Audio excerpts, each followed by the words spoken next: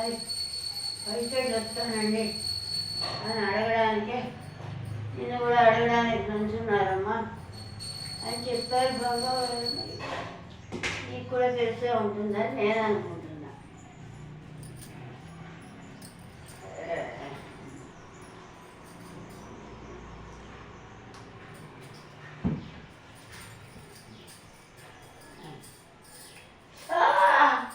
డబ్బా ఉండు, నీకు వచ్చి ఉండాలి, చూసుకో.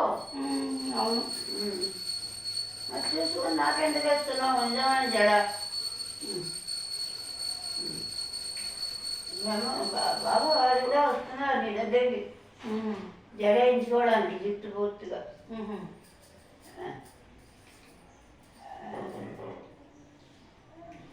ఆడవాళ్ళుగా కనపడడానికి అప్పుడే బాబా వాళ్ళకి పెళ్ళి అయిపోయి 5 ఎంతమంది మగపిల్లలు, 2 మాత్రం ఈ జన్మలేదు కాబట్టి బతికిపోయింది. లేకపోతే మళ్ళీ జన్మ దాకా ఎందుకు కూర్చోవచ్చని ఆవిడ కూడా దాన్ని జాగ్రత్తగా దాచుకుంది ఆ చీరని. ఇవన్నీ కూడా నీకు అనుభవం అయ్యే ఉంటాయి, ఈ కాలుతో సహా కాలికి చుట్టుకోవడానికి. అది సంగతం. లేకపోతే నాకెందుకు ఆ టీవీలు ఎందుకు, ఇవన్నీ ఎందుకు, పుస్తకాలు ఎందుకు?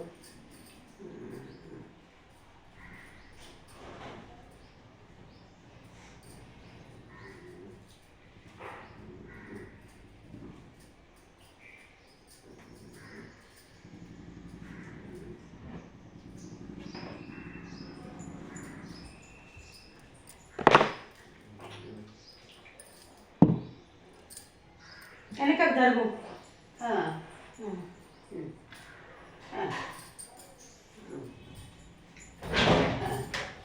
ఇది కూడా చుట్టానికి చుట్టూ